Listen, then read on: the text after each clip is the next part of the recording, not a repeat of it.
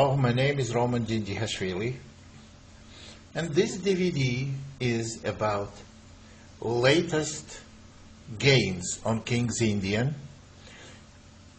And when we do something like latest games in King's Indian, we know that we have hundreds, maybe over 1,000 games with King's Indian which you have to choose from.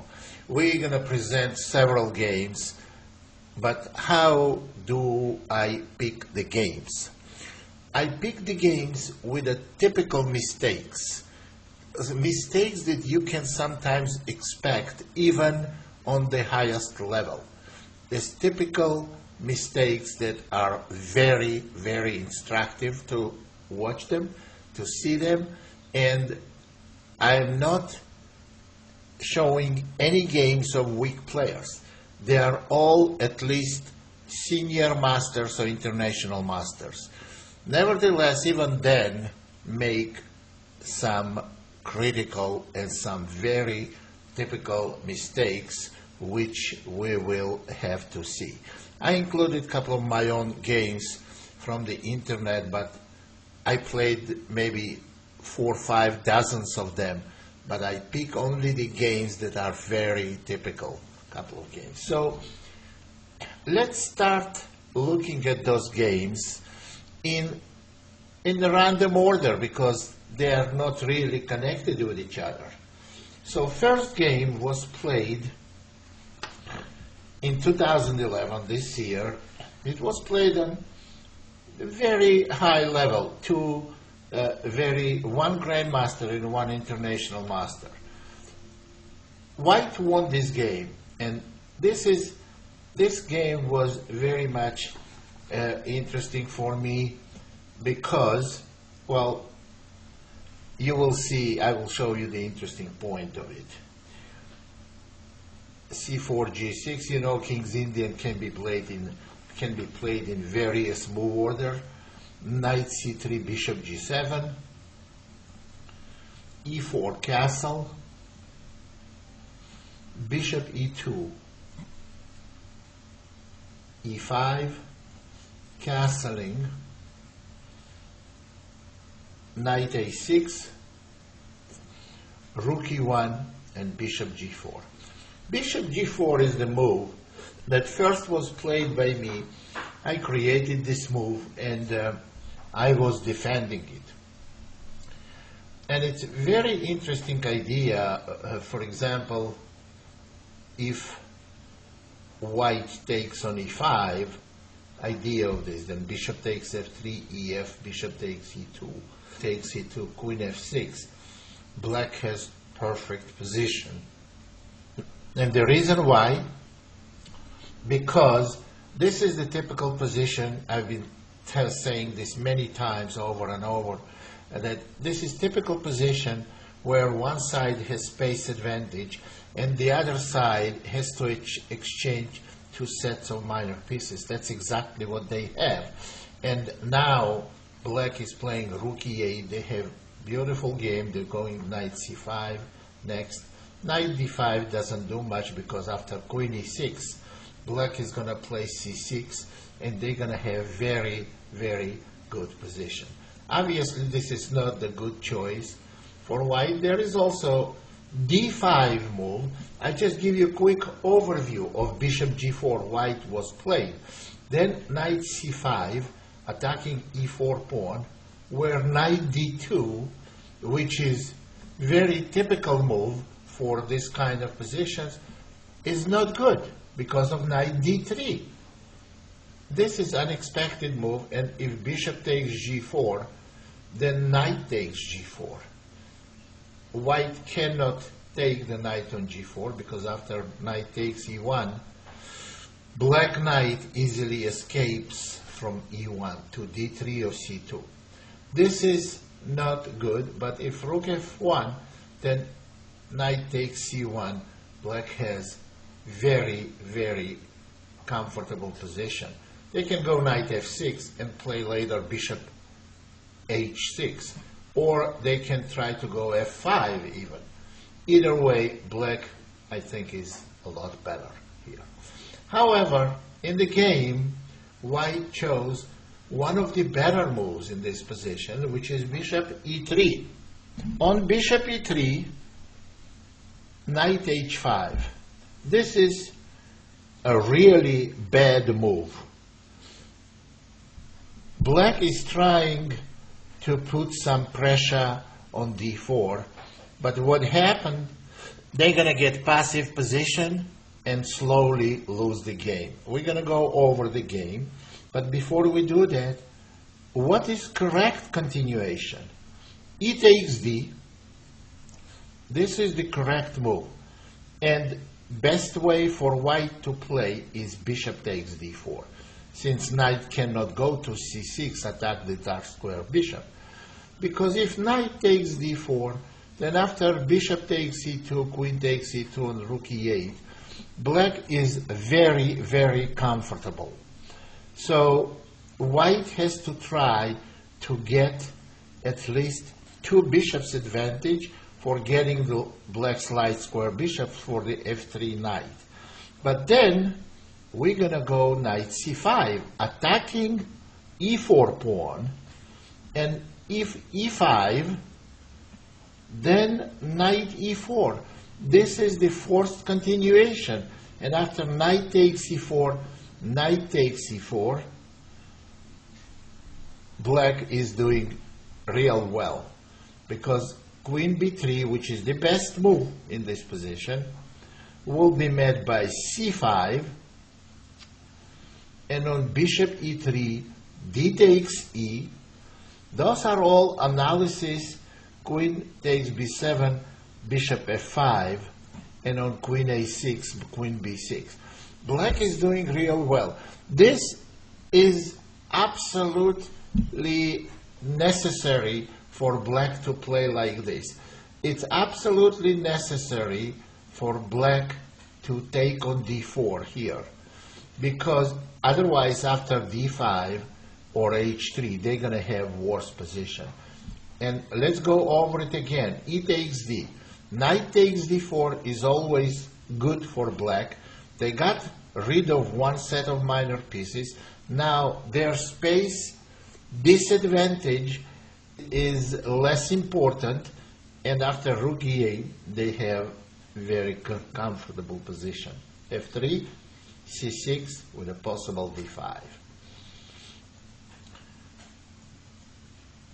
So after ed, if bishop takes d4, again knight c5, and after e5, you see black of course cannot take on e5, then we play knight f to e4, and white has nothing better than taking and going queen b3, in which case we go c5, and we get the position that we just saw on the board, bishop f5 move, protecting the knight on e4. And now rook b8 and rook takes b2 is threatening. So, and after queen a6, queen b6, black has no problems, no worries. Great position for black. So now we're going to see what happened in the game. What happened in the game, knight h5. This is highly anti-positional move, and I'm very surprised that a strong player with a FIDE rating of 25-50 would make this move. You don't take your knight on the edge of the board. This is like one of the basic rules for international player, for any player, for any master. You don't take knight on the edge of the board when the center is not closed. Well, after d5, if white played d5, maybe knight h5 is then good. But now after h3, bishop takes f3, bishop takes f3,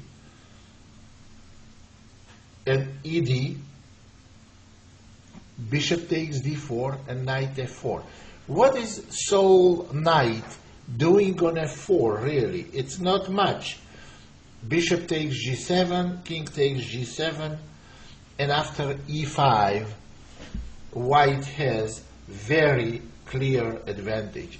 Knight c5, well, it's not, no, there is no good advice because on b7 is hanging, and after knight c5, ed, queen takes d6, queen takes d6, cd, rook e2 d1. Now this position is obviously very bad for black. Very powerful bishop on f3, weak pawn on d6, and absolutely zero counterplay. And after rook e2 d1, actually game continued quite a bit, but black was always on the ropes, and eventually they lost the game. Knight e5, bishop takes b7, rook b8, bishop a6, and on rook b6, bishop b5, and on rook fb8, knight a4. I don't think it's necessary for us to see the rest of the game, but it's obvious that white is much better, nearly winning, and normally that's where we have to stop, because this is not about the game between two players, how did it go to the end. It's about evaluation of opening position right after the opening, and who won this battle in the opening. Definitely white. And again, once more, for the last time, I'm going to repeat the typical mistake is knight h5.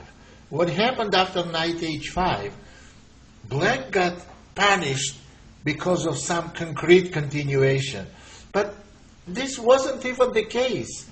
You don't put knight on h5. White had several different ways to play. After bishop takes f3, black should have played knight f6. But then white has two bishops. There is a bad bishop on g7. Black doesn't have a good bishop on c8, and no counterplay for black. Total defeat in the opening. And this was total fiasco for white. Now, I want to show you a very interesting game, also with whole bunch of mistakes between two top players, between Wang, Chinese grandmaster, rated 2730 in a FIDE list, 2730 rating, and Alexander Grishuk, 2770. You see how people on such a high level can make some critical mistakes. d4, knight f6. And this is very instructive. You want to make moves like top grandmasters do, but you have to exclude mistakes that I will show you now. g6, and this is g3 variation. Bishop g2, castle, knight c3, d6, knight f3, knight c6, castle, a6, b3, rook b8, knight d5. This is a theoretical move, one of the possible continuations for white, bishop g4. Black doesn't want to take because pawn on d5 will be very strong and knight on c6 very uncomfortable. So they go bishop g4. And after bishop b2, knight takes d5, cd, and knight takes b4. Now Grishuk went for it correctly. e4. Obviously white is threatening simply to play a3 and win a piece. This was correct way to play for black, but they continued. This move was very, very incorrect and mistake. This is good position for black, but the correct move is c6. And this would have decided the opening outcome as favorable for black. On d takes c, knight will take on c6, and there is a certain pressure on d4.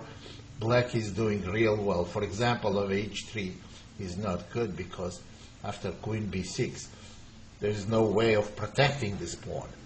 Now, when we play c6, obviously, we have to keep in mind that white can play a3. But if white plays a3, then we play c takes d. This is very big advantage for black. If white takes on b4, black takes on e4, having material advantage because they're going to win their knight back on the f3, and they're going to be much better. Now, by this move, by c takes d, black create a threat of d takes e, and also prepare the escape square for knight to c6. And after a3 is not good, so what can white play here? Maybe queen d2. But on queen d2, we simply go a5, and after a3, knight a6. Very comfortable position for white. Black is going to have to take on c6 sooner or later, and then b3 pawn is weak, and black is doing very well. f5 is overly optimistic and a bad move. After f5, h3 was played, f takes e, h takes g,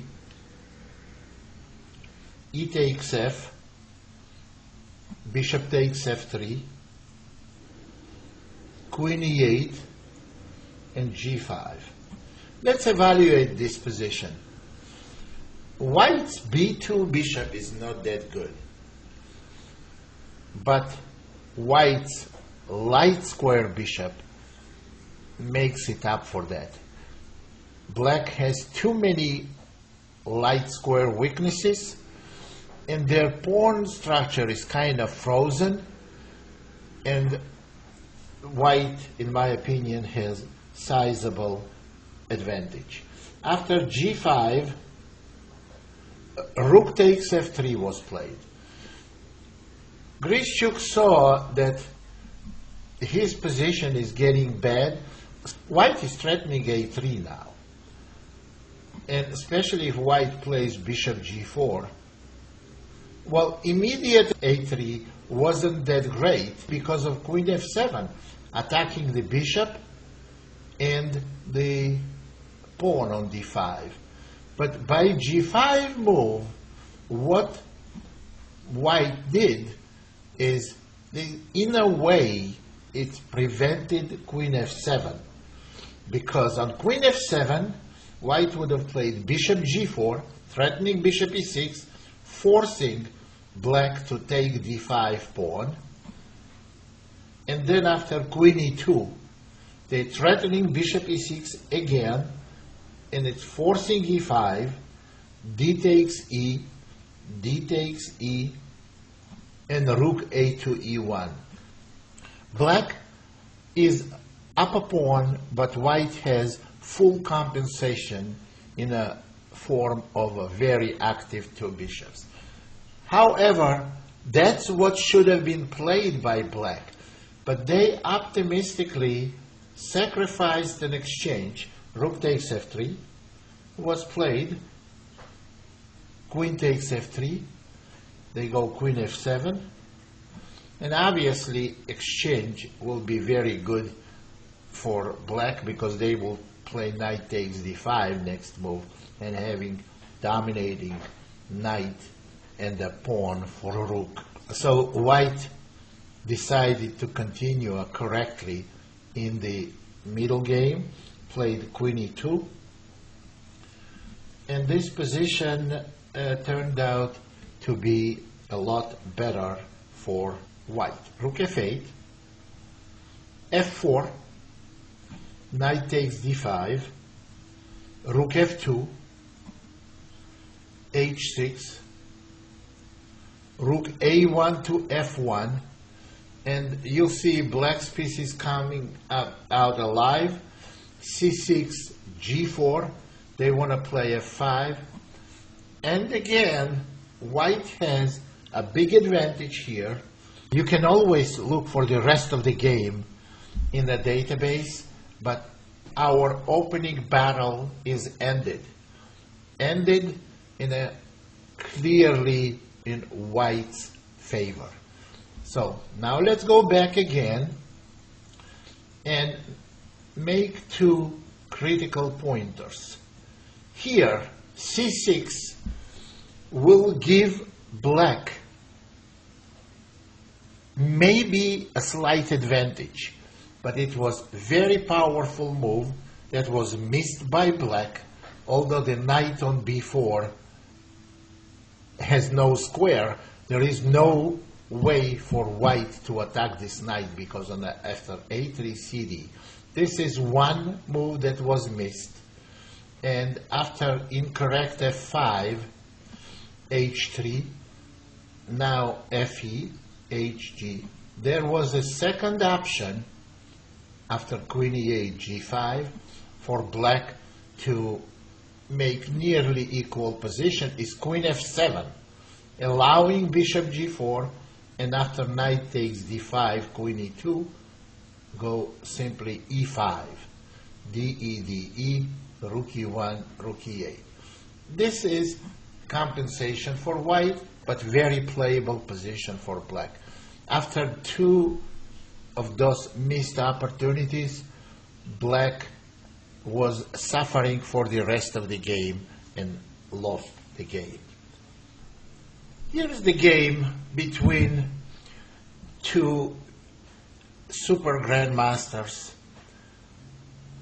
that need no introduction, with white Alexander Morozevich and with black Ivanchuk. Now, these people are very well known chess world to chess lovers, and the game that we're going to see was very poorly played by white King's India. d4, knight f6, c4, g6, f3. This is the kind of move that white wants to avoid, sometimes Grunfeld.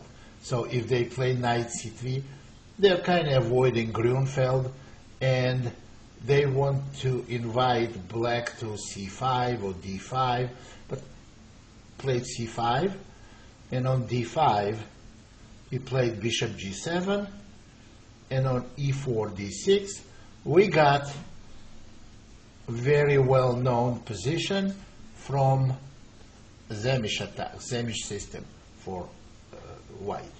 Castle, knight e2, e6, knight g3.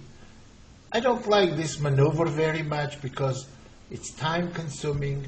I like a lot better bishop d3 and knight e2. Simplest and easiest continuation. But Morozevich doesn't like the simplest ways.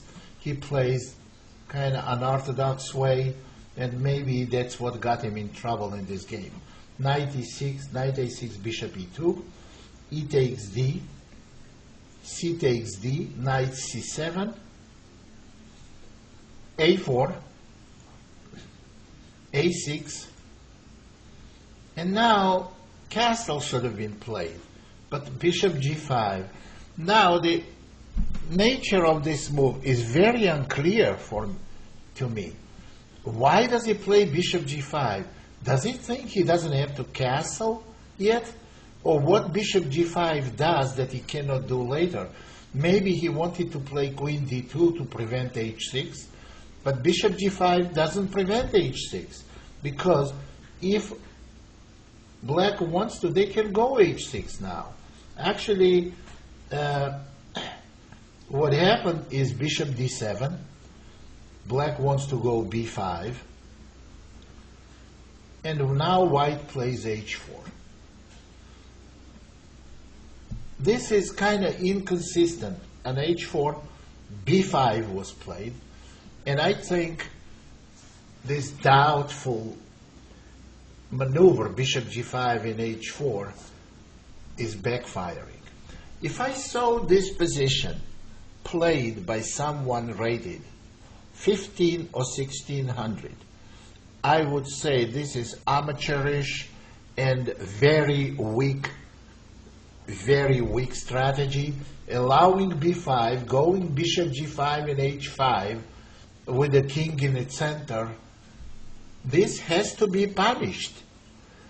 And here is player on Morozevich's level played it for white. And guess what? He did get punished. Well, he might have gotten away with it against weaker player, but against Ivanchuk, he really did get punished in a worst possible way. h5, h6, very strong move.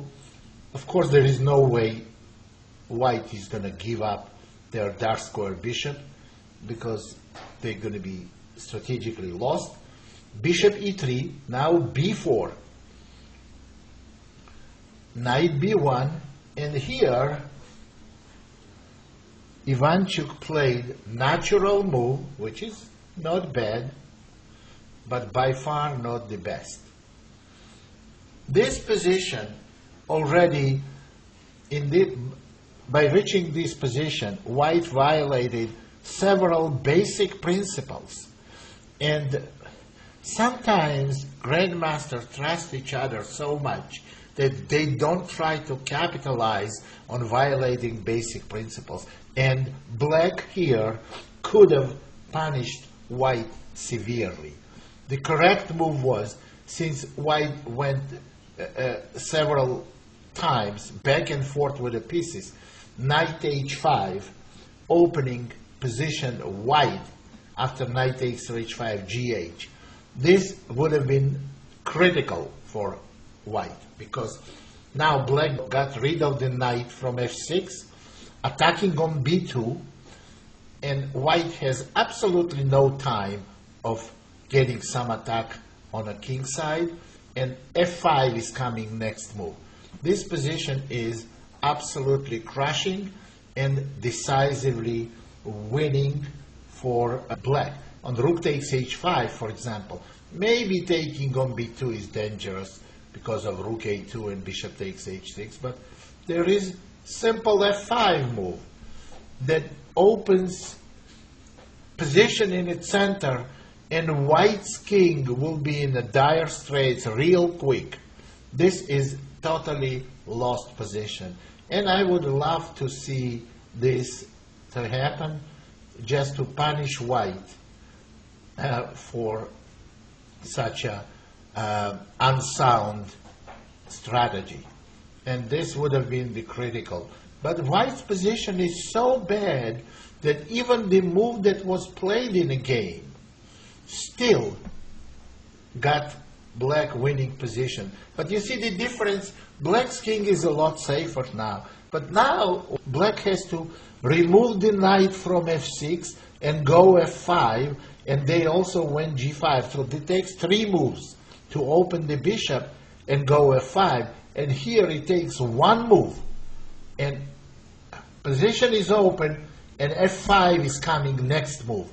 That could have been absolutely devastating, and something like queen d2 can be met by queen f6.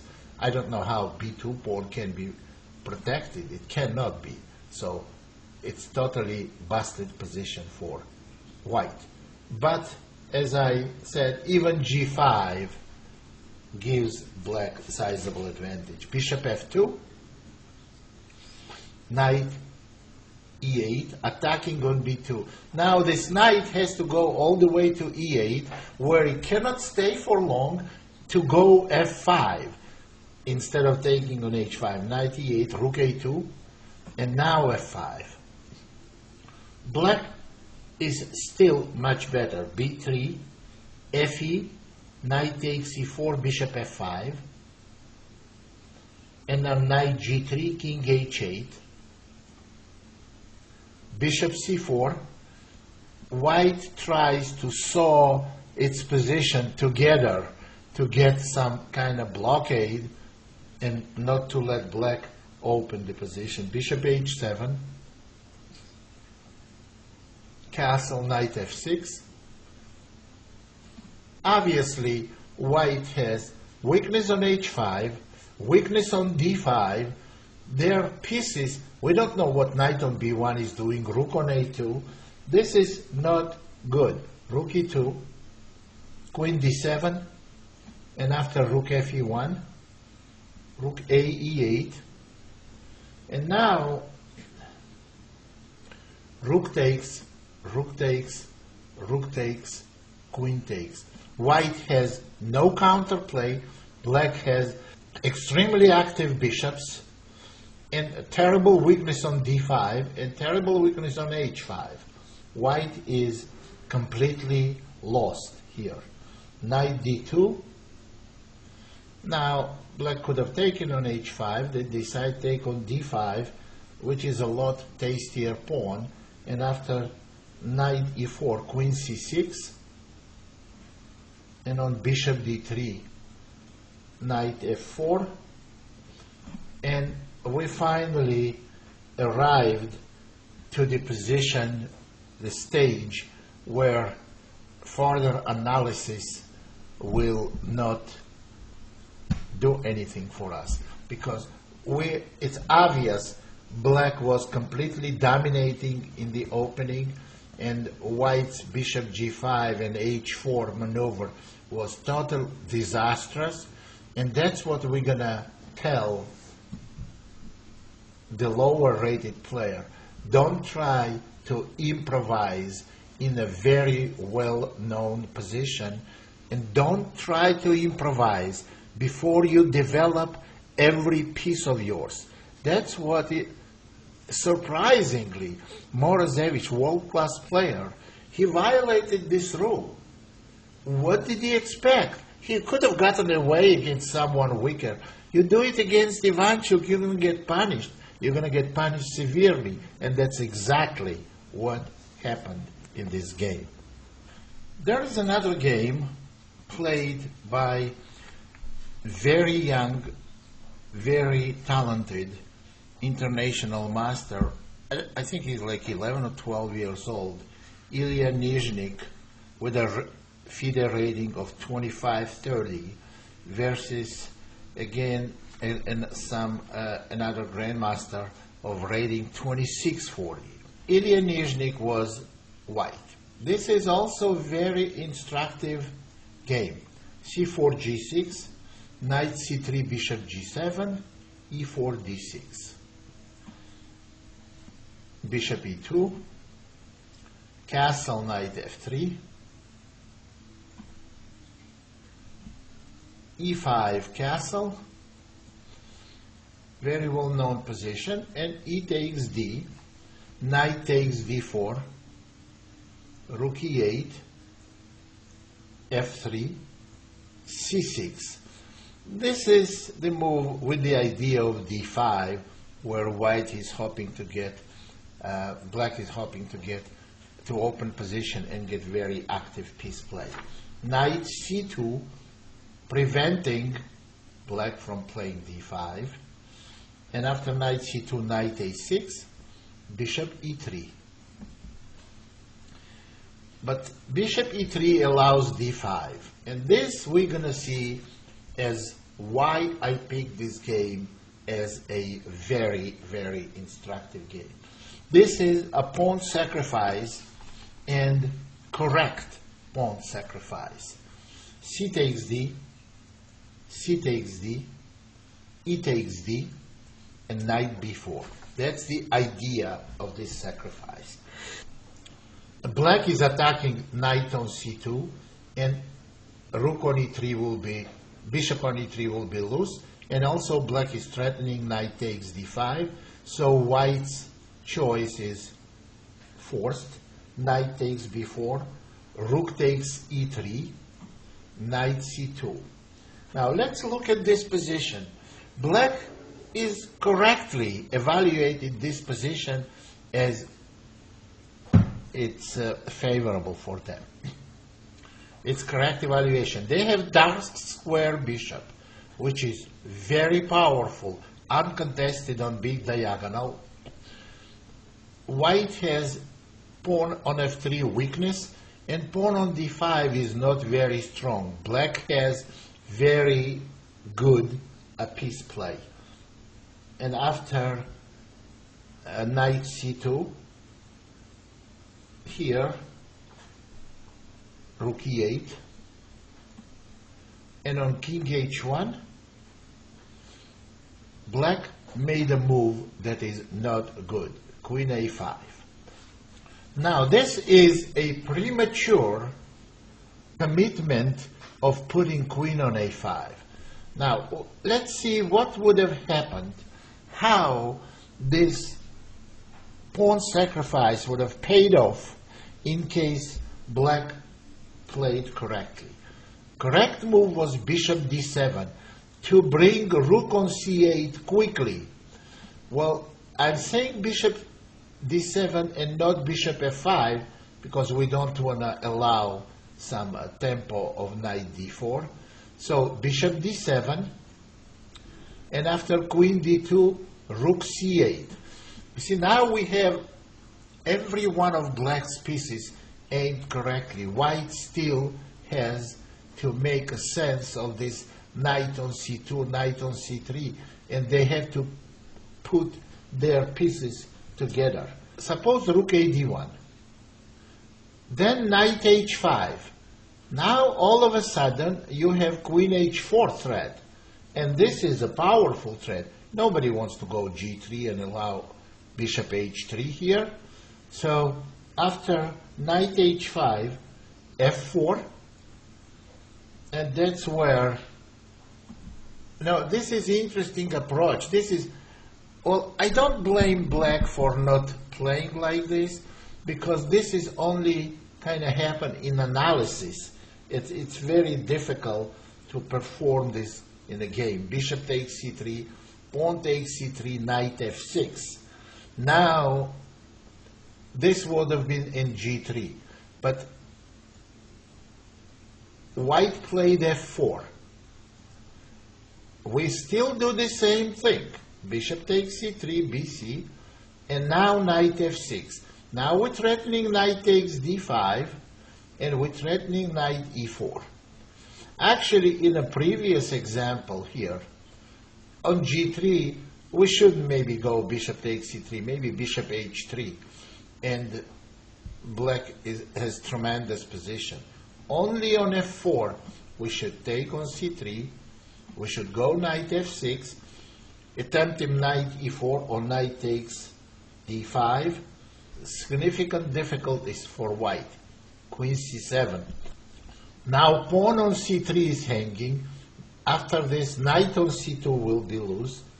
And if knight d4, queen takes c3. I think the position is simply much better for black. d5 pawn is not going anywhere. Black has very active minor pieces, and on d6 we can go b5. And we have very active play for black. Pawn on d6, I think it's much closer to being weak than to be as strong. So bishop d7 wasn't played. And you see how quickly black's position went downhill. After queen a5, white played bishop c4, and now bishop d7. But what is queen doing on a5? We don't know. In some cases, we would have had a threat queen h4 if black played knight h5.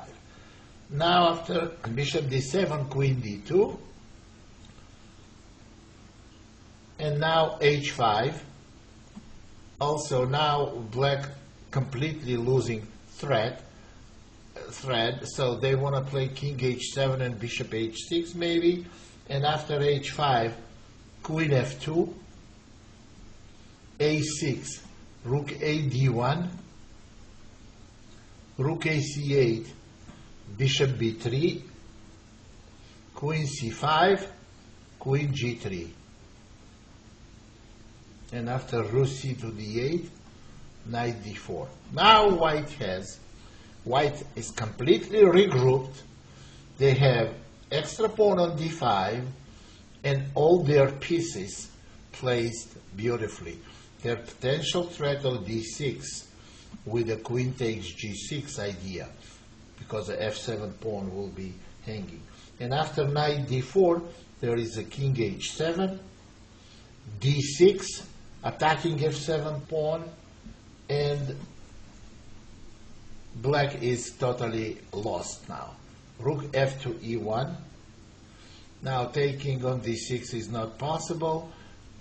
Pawn is protected, and white's pieces, not black's pieces, white's pieces completely dominating here. And after bishop c8, knight to c2, and on b5, rook e5.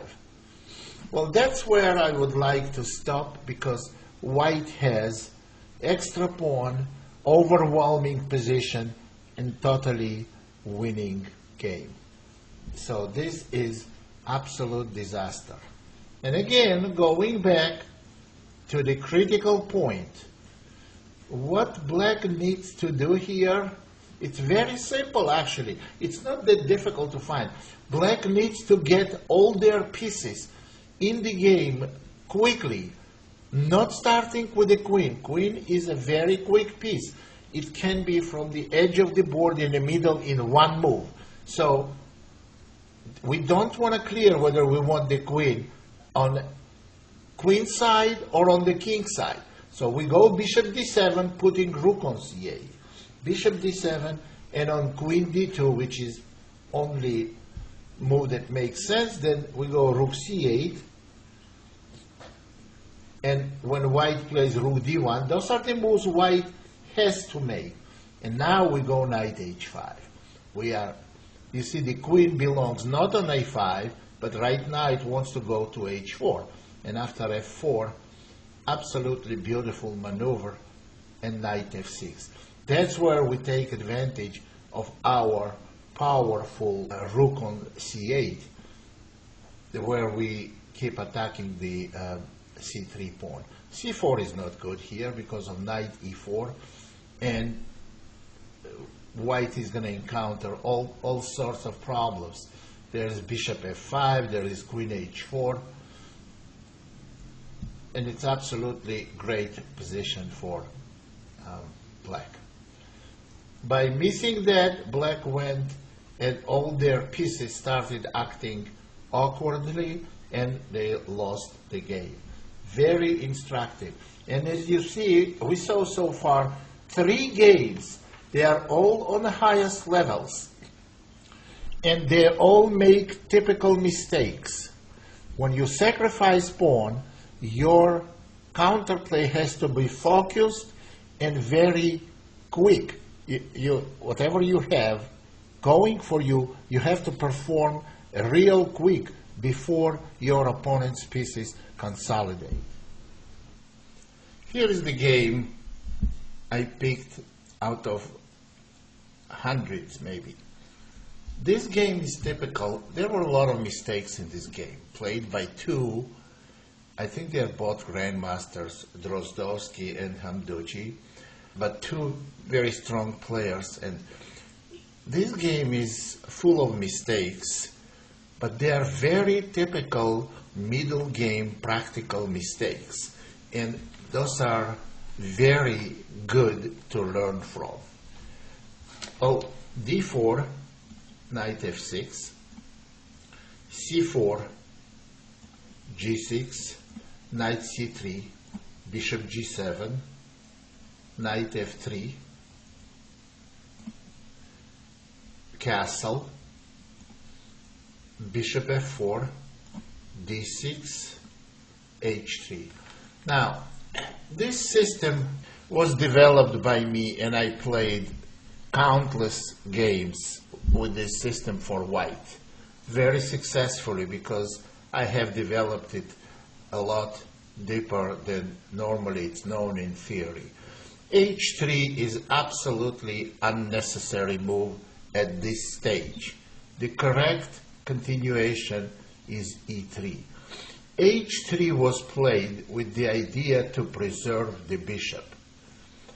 Well, and you always should give your opponent a chance to make a mistake, which is knight h5 in this case. It's a mistake because after bishop g5, h6, and bishop h4, g5 is a bad continuation because of knight d2, attacking the knight on h5, which has to move, since taking bishop will be devastating for black. And if knight moves back, now black played g5 and h6, severely weakening their king and without getting dark square bishop. That's why by far more accurate move is e3 in this position. However, h3 was played, and after h3, b6, e3, bishop b7, and here is the move that I don't quite understand, and there is no way I can approve of this move, queen c2. According to my analysis, bishop e2 gives white slight advantage. So, but let's go queen c2. Well, it's hard to catch the idea of this move. After bishop c2, knight d7 was played. Now bishop e2, a6. Why couldn't bishop e2 be played without queen c2? After a6, well, in this position, instead of a6, good continuation would have been e5. You see, and that's why queen c2 is not a good move, because what white should have done, in this position, instead of queen c2, they could have castled, and now e5 move wouldn't have been possible, although it was missed in the game as well. Black missed move e5, and if white takes de, knight takes e5. The reason why I say e5 move was not possible if white has castled and their queen was on d1, because g2 pawn would have been protected. And now, after knight takes e5, the bishop takes e5, black has a better position. So this was missed. This is number one opportunity that was missed by black, and instead they make move that has very questionable value. They went a6. White castled. They went e6. Now they want to go for queen e7 and e5. Again, a6 and h3. h3 was played in a wrong time because knight h5 was not threatening. And a6 is, I think it's the kind of move that is a wrong time for this move at any point in this opening. So this is the types of mistakes that I tell much weaker player. So you gotta stay away from moves like h3, a3, a6, h6 before you conclude your development. And nevertheless, here we see highly qualified players make those moves. And this is puzzling to me very much. So b4 was played by white, queen e7, rook fd1, e5, bishop h2, e takes d,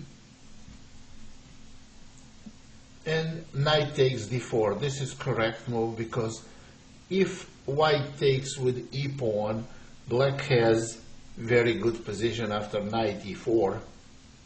If knight d5, then bishop takes d5, c takes d, and f5. Black has very strong position. Good knight on e4, Terrible weakness on d5, and bishop on h2 is bad. Taking on c7 is going to make things worse now, because after rook fc8 there will be knight c3 move, and the rook hangs and bishop hangs. So this is why white correctly chose to take with the knight. That's a correct move. But now black plays knight e5. This is not a good move, and they get bad position after. The correct would have been a5. Although it's correct move, it still proves that a6 was a bad idea, total waste of time. a5 was correct, and after a3, rook fe8 to keep maximum pressure and preventing white for making active moves. And after a3, rook fe8, and if knight d5, then bishop takes d5. This is totally equal position after cd, ab, ab, rook takes a1, rook takes a1. Well, this is balanced position, knight takes d5, and after knight c6, queen g5. White has very powerful knight on c6. Black has an extra pawn, and their position is not in danger. That would have been the right way to play for black. However, they chose knight e5. And this is a weak move because white continues the pressure, rook c1. They are seriously intending knight d5. It's definitely coming now. Rook a d8 and knight d5. Knight takes d5, c takes d. And now white has very strong pressure on c file. Knight c6 may be coming. However, black took on d5, and after queen takes c7, queen g5. Now, black has some activity on the king side, but their pawn structure on the queen side and in the center completely ruined. I would say bishop f1 was played. I would say position is very bad for black here. b5, and now f4, queen h6. Taking the knight is necessary, that's why f4 was played, and black has some very questionable compensation for it. Fe was necessary, I did say that. However, now if we go here, black has questionable compensation, which is far from being enough for sacrificed piece. But now, instead of taking the knight, knight takes b5 would have been very strong, attacking the d5 bishop. And there is no activity. Black has only two pieces playing in the game. This is not right. Well, however, the continuation chosen by white is not bad either. Take, king h1, and bishop takes e5. Now, rook c3, there was some threat, hidden threat, queen takes h3. Here is a threat. So rook c3.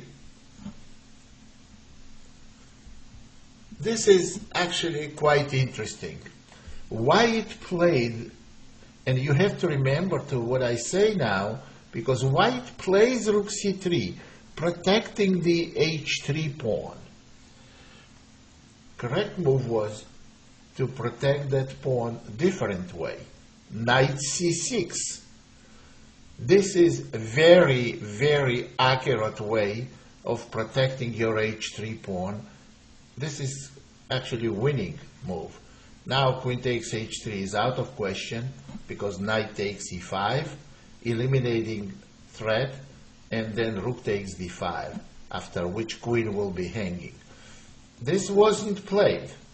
Well, white plays rook c3. protecting on h3, and this queen f2 was played. Now white plays rook c2, and after queen h4, knight c6 is easy win here in this position. Now white forgets about h3 pawn. They play knight f5, queen takes h3, and white resigned in a couple of moves. King g1, and bishop takes h2. Now white loses everything. King f2, queen takes f5, and on king e1, simply rook c8. White resigned here. Oh, they should resign. They're completely busted. So what I want to tell you here is this. Of course, they see queen takes h3 in one position, and they don't see it two moves later. Why? The reason, we don't know the reason, because there might have been severe time pressure or temporary blindness, whatever the reason was. After knight c6, white is absolutely winning. So what can we tell from analyzing these games? That you see the multiple errors. Some of them are tactical errors, two-move combination errors. And some errors were in the opening, such as queen c2 on move 8 by white. However, white was complete, we should say complete, absolute winner in the opening, although they played it wrong as the outcome of the opening. Black, on the other hand, made a couple of real bad moves in the early stage of the game. The move a6 they played on move 9 was absolutely unnecessary, and then they missed e5 move. Those were the critical points of this game, very typical, and if you play this opening for either side, you should remember them. This is very instructive game. That's the way I see it. Here's a game between two very strong grandmasters, rated 2625 and 2570 FIDE rating. Those are very high ratings, and it was played in European champion. Names are Bartholomew Masieja and Nikola Sedlak. They're both grandmasters, well known in Europe. And here is the game. Game was played very accurately and well by white. c4, g6, knight c3, bishop g7. And you will see series of very typical and very understandable mistakes. It's good to learn on the games that you analyze rather than on your own. Because on your own games, when you play, in order to make a mistake, you probably will have to lose the game. And here, you can learn for free. So, after d4, castling, h3 variation, e5, and after e5, d5, a5. Well, normal move is knight a6, played by Kasparov and played many games. I had it a couple of times when I was white. But a5 is another possibility. Bishop g5, knight a6, knight d2, queen e8, preparing to remove the knight and go f5, and after queen e8, bishop e2, knight to d7. Now white goes g4, expecting black to go f5, and after g4, f6 was played first. Bishop e3, and knight d2 c5.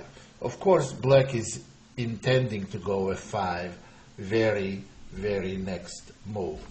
Knight b3, and they played knight a4. This is an interesting decision. They want to exchange their knight for opponent's knight on c3, because that's the knight that has some influence in the center, and also they are intending to put their knight on c5 after that. After knight a4, knight takes a4, and queen takes a4 was played, and white plays rook g1. White is really preparing for black's f5. They want to open the g file. Black goes bishop d7. Now white plays h4. Rook f2 b8. And this is a mistake number one.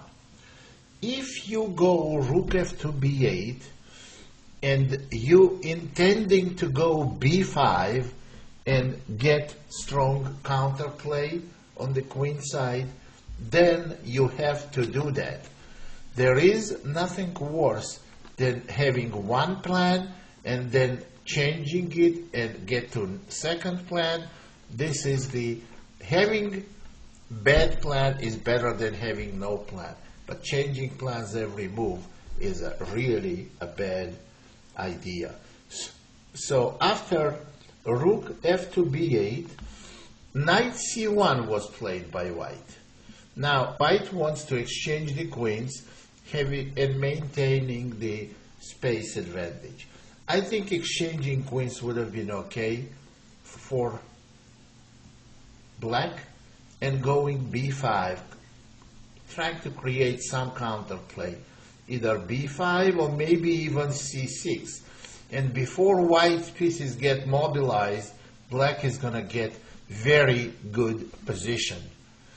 They're going to take cd. They may have to forget about f5, but just to take a look at this position. And now we're going to go bishop f8, followed by bishop e7 and bishop d8. And they have all pieces well placed.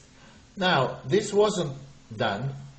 After knight c1, queen b4, check, queen d2, and now knight c5. Black is still okay, but they have to remember to exchange queens quickly. Knight c5, f3. When I said rook b8 is a bad move, I didn't mean that the move was bad. What I meant by that to change the plan after that was bad idea. Rook fb8 is not a bad move, but now after f3, king h8 all of a sudden was played. This is real bad. Now this is clear indication that black is intending to go f5. And after knight d3, queen takes d2, king takes d2. Now they go b6. Now, so they are abandoning completely the counterplay on the queen side. That's why their position goes bad, goes absolutely sour. GH, GH, f5, ef, bishop takes f5, and knight f2. This is already bad position for black. White has central square on e4, and you will see they will soon get possession of it. They have very strong positional, possibly positional threat. So what they want to do after h6, they could have done that. Bishop takes c5, but they didn't want to do it right away because after b takes c5, b2 pawn is hanging. But the idea was to go, if b2 pawn wasn't hanging, exchange light square bishops and get domination on e4 with their knight. What happened in the game after h6? Rook g3, which is very good idea. White played very well this game. a4, rook g1, and there goes rook g8. Now, black completely missed the plane, so they get no counterplay on queenside, and their position is strategically lost. Correct continuation would have been bishop d1. Now, here is why I picked this game. What we have to do here, we have to go and establish domination on e4 square. Light square bishops must be exchanged. This is one way of doing this, and it's a very, very good way of doing it. And the other way would have been maybe even better. Bishop d1 followed by bishop c2 and exchanging light square bishops. This is the way this game should be played. Very focused positionally. You cannot win this game with white by tactical means. However, white completely misplayed by going knight to g4. Now, what is wrong with the knight g4 move? I already said that bishop d1 would have given them a huge advantage, and bishop c2, followed by rook g6 after exchanging bishops, light square bishops. Black's position is absolutely collapsing after this. What they did instead, they went knight g4. Now, this is like abandoning your e4 square.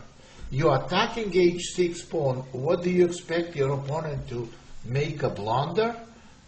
And black does. They go king h7, and after bishop takes c5, b takes c, knight e3, bishop d7, bishop d3 check, king h8, bishop f5. Black's position is absolutely hopeless, and they lost quickly. Now, let's go back. Why do I call this move, king h7, a terrible mistake? Pawn on h6 hanging, and here is the missed opportunity.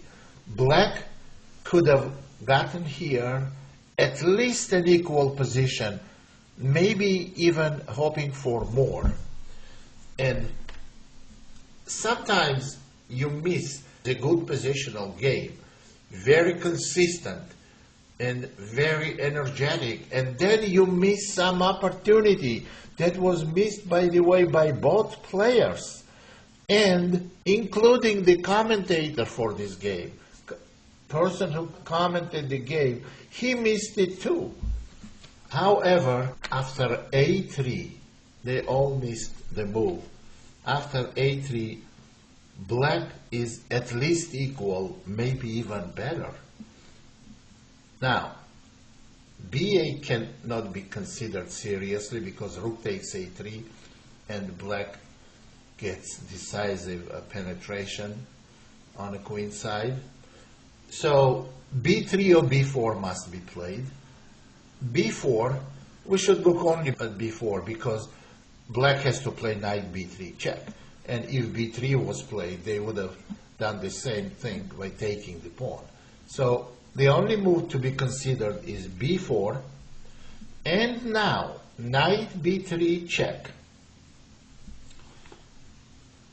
And knight cannot be taken. Well, if ab, then a2. All of a sudden, this pawn is very powerful. Rook a1. Now e4, here is bishop opening, and rook g1, ef,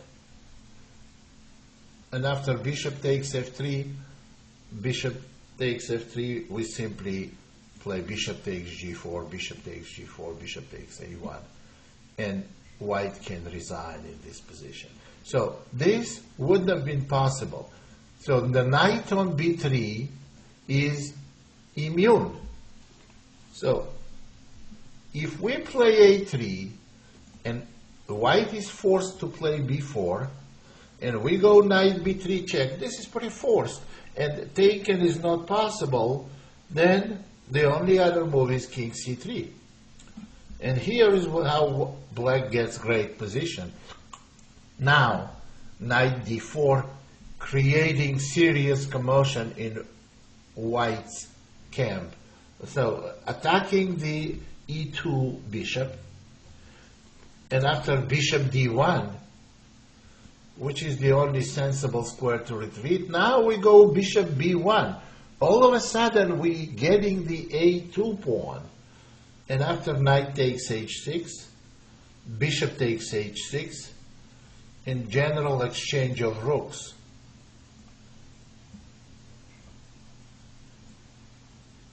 And bishop takes h6 here. So what we have after bishop takes a2, it's obviously we cannot even talk about white having an advantage. A3 pawn is extremely powerful, and white has to fight for a draw. So no matter what happens, black is doing very, very well here. However, this all was actually on bishop c1. Now, if they are attacking a3 pawn, we can go b5. And you see the c4 pawn is hanging, whether white pushes or takes. We take on d5, and black is doing just fine. And there is also knight takes b5 going to be there. So this was missed by both players. Here is the position that is strategically winning for white, and bishop d1 would have sealed the fate of this game. But knight g4 allowed extremely powerful a3 that would have led to equal or maybe even better game for black. This was missed, and after king h7 that was played in a game I already showed, bishop takes c5, b takes c, knight e3, bishop d7, bishop d3 check, and bishop f5. Black's position is absolutely hopeless because the bishops have to be exchanged, and if bishop e8 there is bishop e6, and white's game went completely downhill and they lost very shortly. Very instructive game, and frequently we see grandmasters play good positional game, and then there is a point when they missed some thread, they missed some critical blow from one side or the other, and game can completely change the course of development and can get a very unlikely result. So therefore, we analyzed this game and we pointed on some tactical errors and positional errors as well. Positional errors for the third time I want to point here. Bishop d1 is the move, followed by bishop c2, and not knight g4. After bishop c2, light square bishops are exchanged, and black is in bad shape. In the conclusion of this DVD, I want to bring a couple of my own games that I played on ICC with the systems that I very well developed in one of the games, even the system that I invented and brought into life. So let's see these games. D4. That was played against very strong players. I don't know their names, but this was GM with white. G6, knight c3, bishop g7, e4, d6,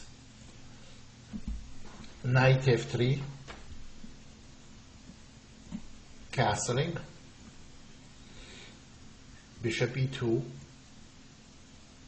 knight bd7, white castles, e5, and rook e1. Rook e1 is the most popular move in this position, and the other option is d5. Well, on d5, it's interesting that black has comfortable position after knight c5 attacking the e4 pawn, and if queen c2 then a5. Of course, there's a lot more to it, and if knight d2, then very interesting and strong move, bishop h6. So, but this is something for you to make a note of, but rook e1 is the most popular move and considered to be the best move. And now move that hardly ever played, h6. I made some developments in this opening, in this variation, and you will see it now. What is the point of h6 move? So white continues the normal plan, bishop f1 and knight to h7. Now, why do I play knight h7? Do I want to go f5? No. Black has no intention of going f5 unless white plays d5. f5 should be played only in a closed pawn center. However, after knight h7, here's the idea. Bishop e3, knight g5. Indirectly, we are putting pressure on d4 pawn. Now, black is intending to take on f3 and take on d4. And after knight g5, knight takes g5 was played, h takes g, and now d takes e was played. Knight takes e5 and queen d2. Well, after g4, in my opinion, black has very, very strong position. They have very powerful pawn on g4 that stops white from going f4, and also very well placed knight on e5. If white played, they cannot play immediate queen d2. They played knight takes g5, and if they play queen d2 now, black does almost the same. We get almost the same kind of position. So what white did here is they played d takes e, knight takes c5, queen d2, and g4. Now let's see how game developed here. Rook a to d1, bishop e6, attacking c4 pawn, and white decided to go c5. c5 is a sensible move, and here, after c5, I took on c5, queen c1. White didn't want to exchange queens, and they want to take on c5 the next move. After queen c1, queen c8, and not queen e7. Queen e7 is a bad idea, protecting the pawn, because there will be knight d5 move, and on bishop takes d5, bishop takes c5. So queen c8 is correct move, bishop takes c5, and rook e8. Black is doing very well here. There is no play for white on the king side, dominating knight on e5, and black can easily develop the rest of their queen side pieces by going c6 and queen c7. It's not clear what white gets in this position, and here white chose to play b3. Obvious attempt was knight d5, then bishop takes d5, ed, and queen f5. Black's activity fully compensates white's two bishops. Rook a to d8 is coming, dominating knight, well-positioned queen. This is good position for black. b3 was played, then c6, bishop d4, queen c7. As I said, pieces slowly coming out queen b2, and rook a to d8. Now white went king h1, and the idea of king h1 move to stay away from possibility of knight f3 check and taking bishop on d4. Now rook takes d4 anyway, and after rook takes d4, knight f3. Now we are attacking the rook on d4, and also you see there is a threat of queen takes h2 mate. So g takes f, bishop takes d4, rook d1, queen e5. In this position, black has very big advantage. Very big advantage because it's hard to find anything, any play for white. c3 knight is hanging, king is destroyed, king's position is destroyed, two bishops for black, and control on dark squares. This is too much to overcome. Rook d3, g takes f, rook takes f3, king g7. Now you see, on top of everything, rook is coming to h8, and white is lost.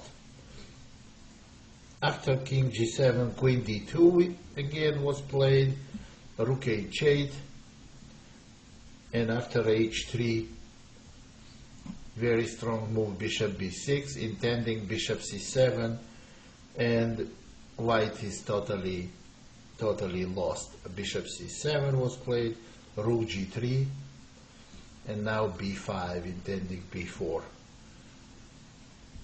And after b4, queen f6, attacking rook, and on rook d3, bishop c4. This is complete domination by black. You know, I'm not saying, of course, white didn't play 100% accurately this game, but this is very typical how it may develop. And of course, it was semi-blitz game. It wasn't real semi-blitz game, but semi-blitz game played by grandmaster is not much less than tournament game played by 18 or 2000 player. And this is what was the outcome of this game. Here is another game played on internet also against very strong player by me.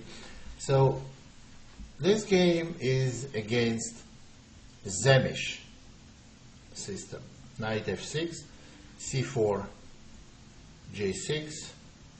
Well, Zemish system or Zemish attack, I always had a problem with exact names of the openings in English because in different countries they call the same openings some different names.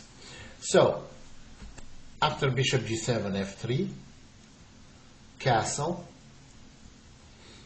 bishop e3, c5. This is very famous pawn sacrifice. I have to tell you, it was first ever this pawn sacrifice was invented and played by me against Lev Polugaevsky, very famous grandmaster in Russia, in the very early 70s, maybe late 60s. That's how long ago it was. DC, DC, and queen takes d8. Right now, for some reason, black stopped playing this, and this game, I don't know, I have difficulties telling you how many times this pawn sacrifice was played. Maybe thousands on any level, on the highest level. And it had various results, was very interesting opening. My opponent in this position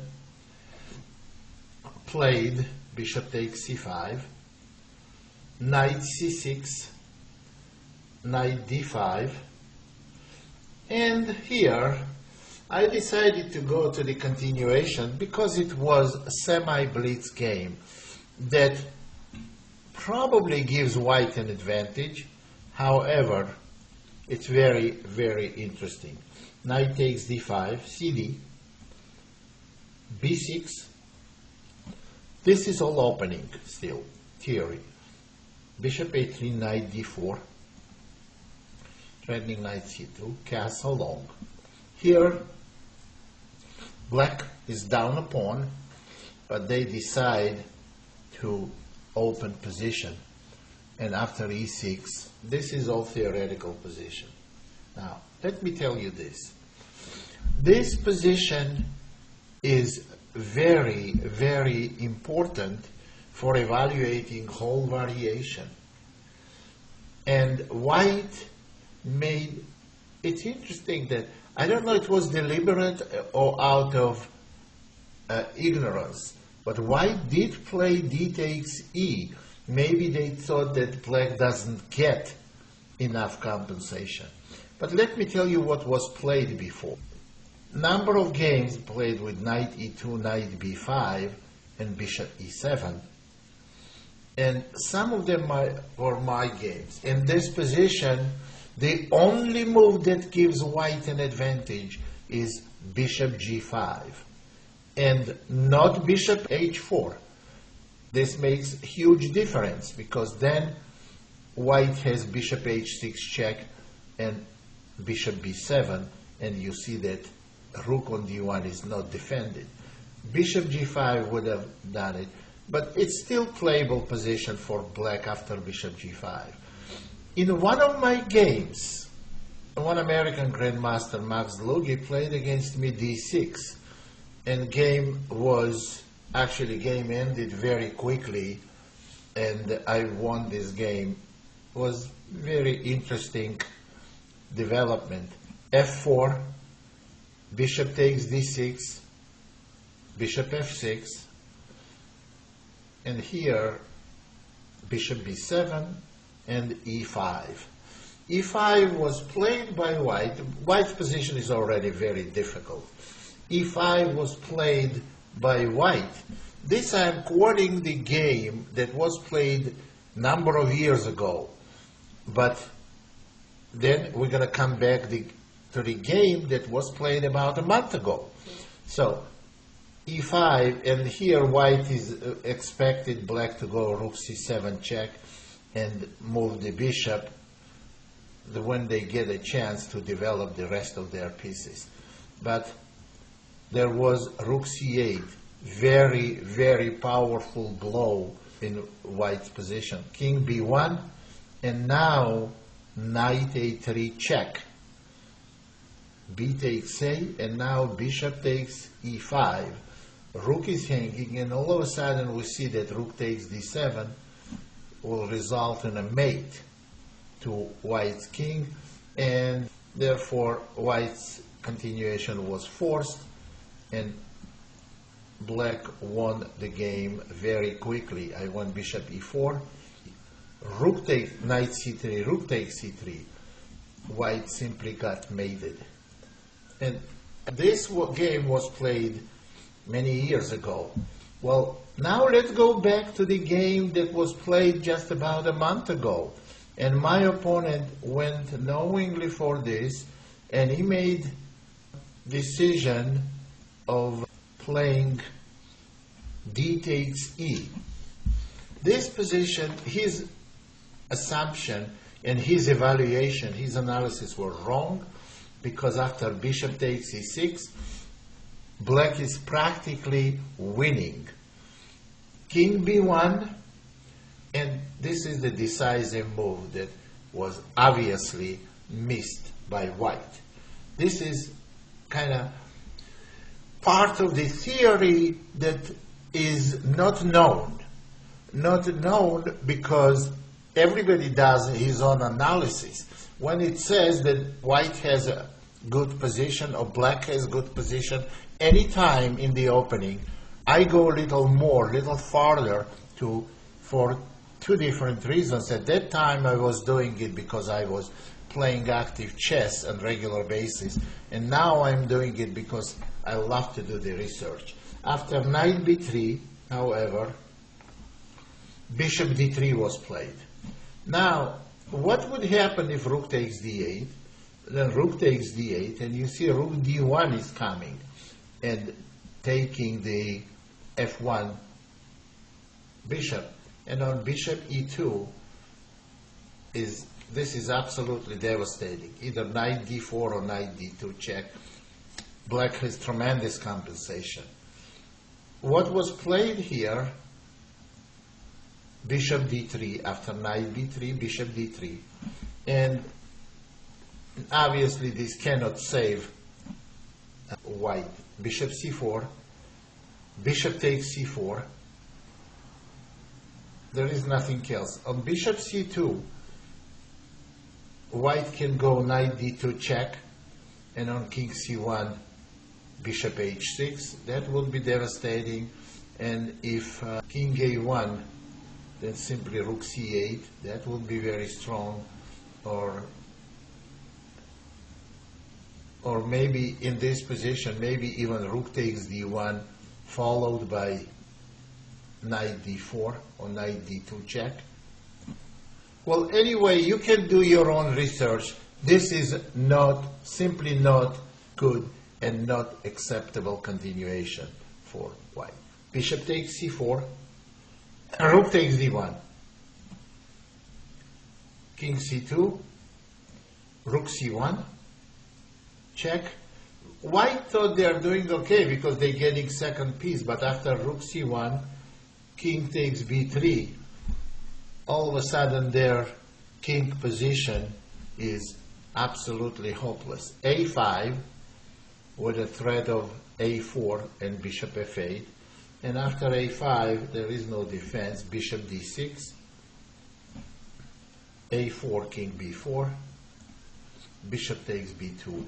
In this position, black can play slowly by taking pawn, increasing the pressure. White has two bishops, but they have severely pinned knight on g1, which makes their mobility close to zero, and that's why their position is absolutely lost.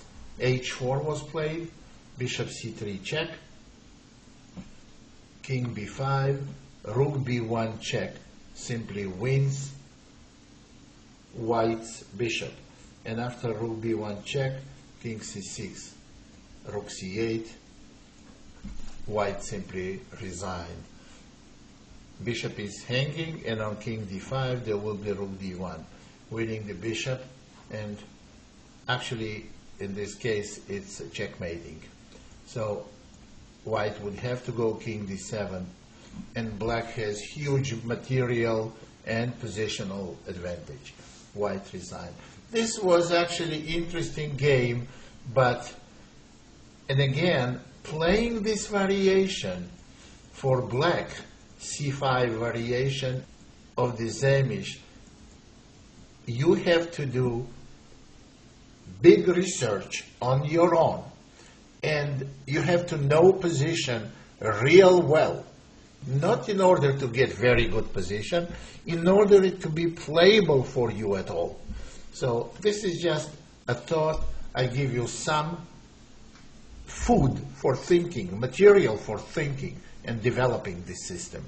And once you develop, you can get reasonably good positions, as good positions as you can get in any King's Indian opening.